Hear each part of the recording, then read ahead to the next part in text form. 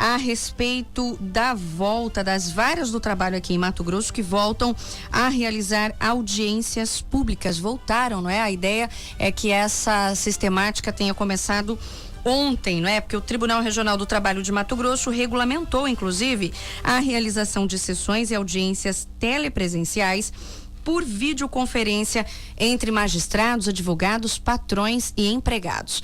A medida atende às novas normativas judiciais nacionais de prestação de serviços pelo Poder Judiciário e adequam os trabalhos ao retorno da contagem dos prazos. Isso começou a valer desde ontem, segunda-feira, dia 4. Para falar um pouquinho mais sobre isso, se houve prejuízo, se isso vai de fato fazer com que ande, não é, que não fiquem aí os processos parados e o trabalhador aguardando decisões. A gente conversa agora ao vivo por telefone com o juiz auxiliar da presidência do Tribunal Regional do Trabalho de Mato Grosso, juiz Ivan Tessaro. Bom dia, doutor, tudo bem?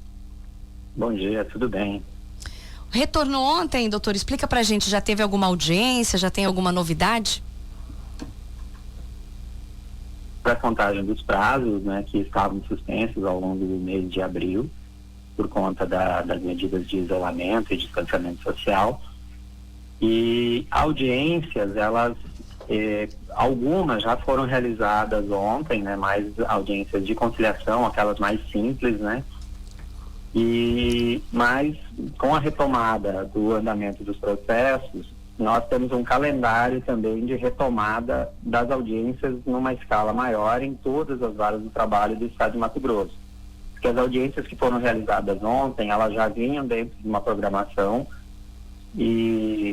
mas envolviam apenas naquelas situações em que as partes envolvidas no processo, elas consensualmente concordavam em realizar a audiência de modo telepresencial.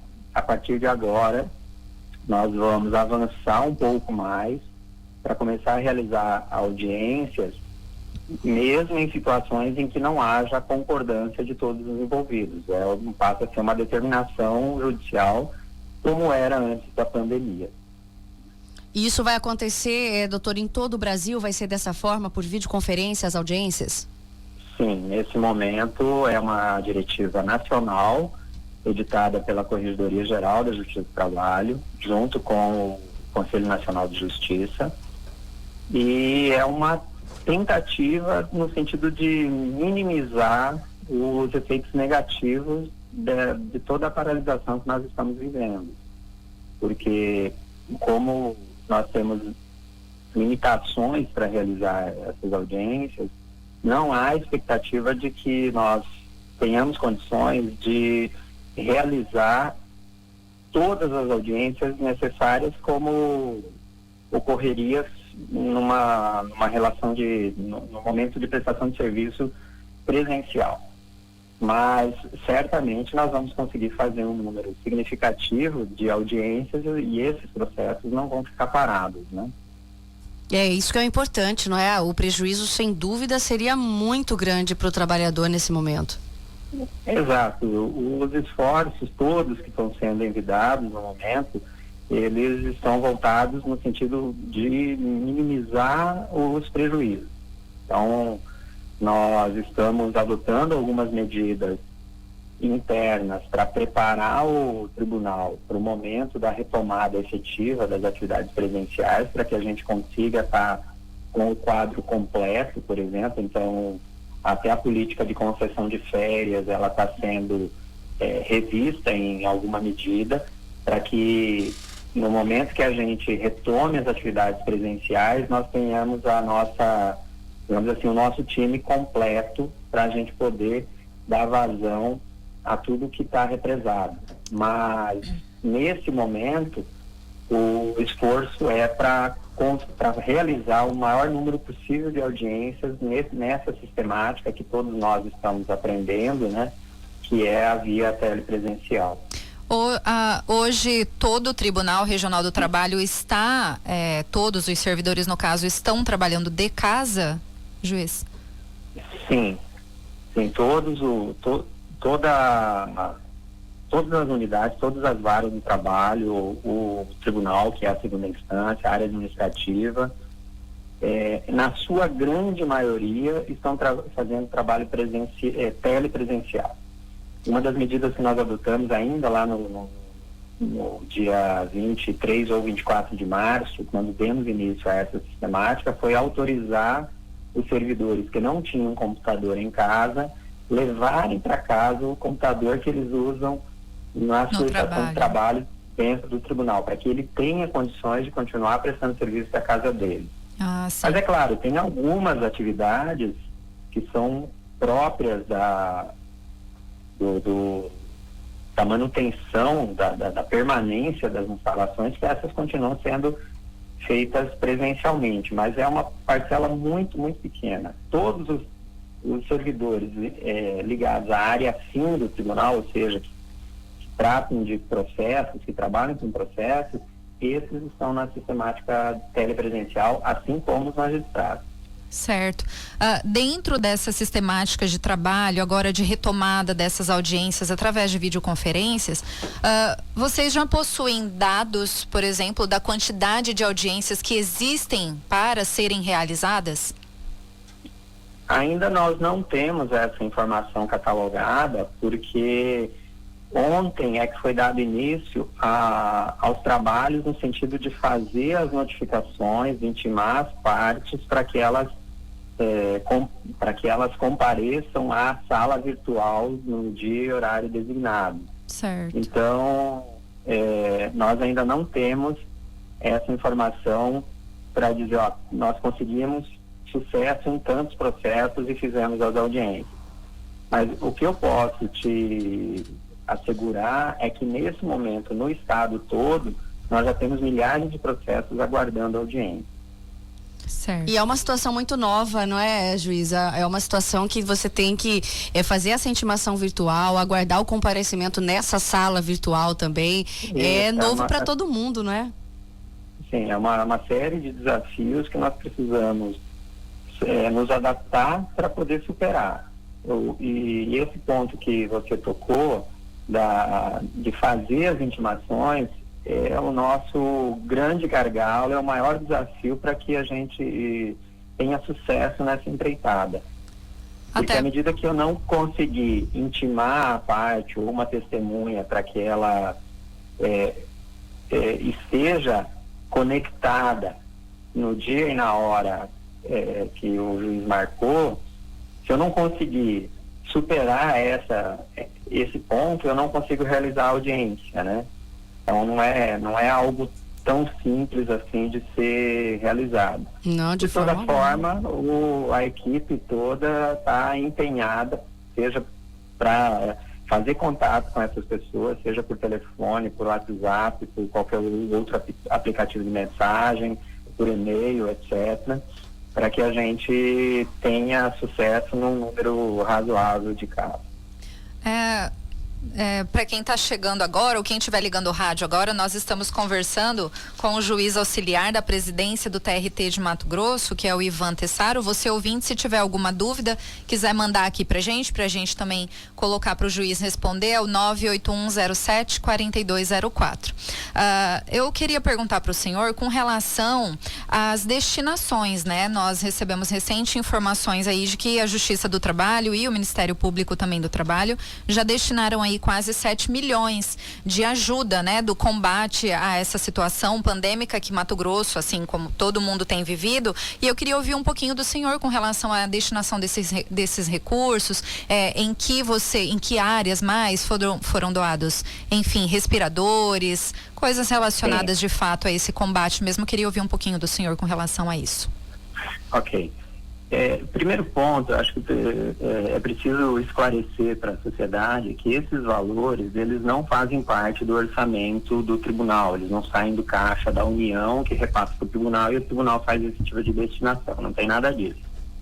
Esses valores, eles são oriundos de processos que o Ministério Público do Trabalho move contra, em geral, grandes empregadores que descumprem sistematicamente a legislação trabalhista. E nesses processos, essas empresas, elas são condenadas a fazer indenizações por dano moral coletivo. E o valor desse dano moral coletivo, ele deve ser revertido para a sociedade de preferência para a sociedade que se localiza na região onde as normas trabalhistas foram descumpridas com maior frequência. Então, essa é a origem dos valores. A partir daí, nós constituímos um comitê que tem como participantes um representante do Tribunal Regional do Trabalho, que sou eu, no caso, outro indicado pelo Ministério Público do Trabalho e mais um indicado pela Ordem dos Advogados do Brasil.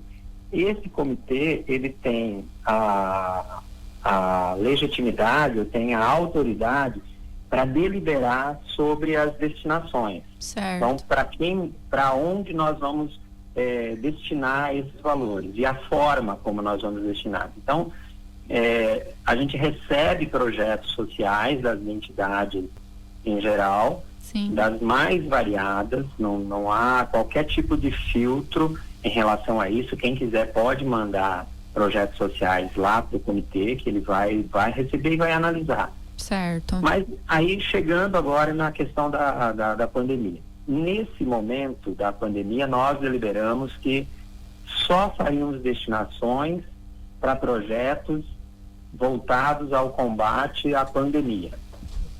E, nesse sentido, nós fizemos uma destinação de um valor maior para a Secretaria Estadual de Saúde, para aquisição de respiradores e mais alguns equipamentos que complementam o kit ali de UTI, que eu não tenho o detalhamento necessário para te explicar agora. Sim. Mas os respiradores são os principais.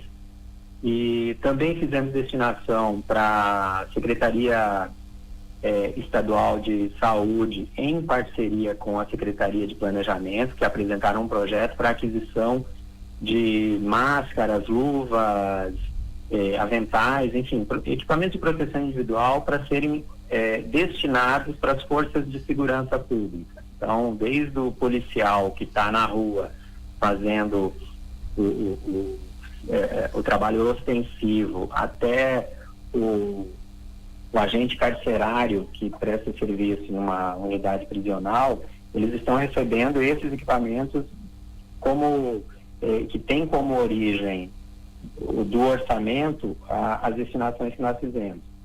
E outro ponto que acho que merece destaque nas destinações feitas é que nós doamos uma quantidade grande de cestas básicas para várias entidades que vão entregar essas cestas básicas para as comunidades vulneráveis, sobretudo da periferia aqui de Cuiabá, porque nós todos sabemos que tem muita gente que não tá conseguindo trabalhar nesse momento e, portanto, está sem renda e, como consequência, está sem alimento em casa, o que, enfim, é uma situação extremamente dramática. Então, sim, acho que essas foram as 3 vertentes principais da atuação do comitê nesse período, que até o momento totaliza aproximadamente 7 milhões em destinações. E essas destinações, né, doutor Ivan, é importante deixar claro que não fica só para Cuiabá, né? Na realidade, a ramificação não. É muito maior, né? Vocês têm ajudado várias cidades também do interior do estado. Sim, quando eu digo que agora, nesse último item que eu me referi a Cuiabá, a periferia de Cuiabá, porque estamos falando aqui de Cuiabá, mas sim, as destinações foram para o estado todo, né? Por exemplo, certo. As cestas básicas, elas foram repassadas para a Secretaria de Assistência Social, e ela vai fazer as destinações para praticamente todos os municípios do estado. Os próprios respiradores, nos ajustes que nós fizemos com a Secretaria Estadual de Saúde, ela já nos garantiu que eles serão repassados para as unidades de saúde de todo o estado, de acordo com a necessidade, com a demanda, com a capacidade de absorção desse novo equipamento. E, enfim, tem uma série de outras particularidades que precisam ser respeitadas. Por exemplo, ter profissionais capacitados na unidade de saúde para utilizar, né, para operar esses equipamentos. Então, mas não há direcionamento, não há só para Cuiabá ou só para Várzea Grande, não há nada disso. Pelo contrário, a gente, inclusive, defende, né, e envia esforços para que todos os rincões do Mato Grosso sejam atendidos com igualdade. Certo. Doutor Ivan, eu queria fazer uma pergunta com relação à questão da última vez que o governo federal publicou a MP que autorizava a redução de jornada, de salários, né, de funcionários, bem como redução de salários diante dessa situação pandêmica que a gente está vivendo. Chegou já ao tribunal, o senhor tem conhecimento, chegou ao Tribunal Regional do Trabalho algum tipo de denúncia, de repente, de alguma empresa grande, enfim, aqui no estado, que tenha reduzido essa jornada, ou de repente o acordo não ficou bem feito, ou funcionários de repente que não concordaram? Depois dessa MP, vocês receberam algum tipo de manifestação com relação a essa situação? Ainda não. Não? Pelo menos que eu tenha conhecimento, nós não recebemos nenhum caso tratando especificamente desse ponto da medida provisória que autorizou, né, as empresas a adotarem medidas no sentido de preservar os empregos, seja através da suspensão do contrato de trabalho, né, pelo período de até 2 meses, seja reduzindo jornada e salário proporcionalmente naquelas faixas de 70%, 50% e 20%. Mas nós já temos conhecimento informal de que está acontecendo muitas discussões em torno desse tema entre trabalhadores e empregadores. Sim. E há uma forte tendência de judicialização agora nas próximas semanas ou meses. É mais provável que esses temas cheguem para nós a partir de junho, julho, depois quando o atendimento presencial for restabelecido. E nesse momento, embora nós estejamos cientes de que há uma tendência latente ao aumento de processos, como as medidas de isolamento e distanciamento ainda estão em vigor, então há muitos escritórios de advocacia que são naturalmente aqueles que preparam as ações e levam elas para o Poder Judiciário, eles ainda estão fazendo um atendimento reduzido, em horário reduzido, estavam fechados em sua grande maioria até semana passada.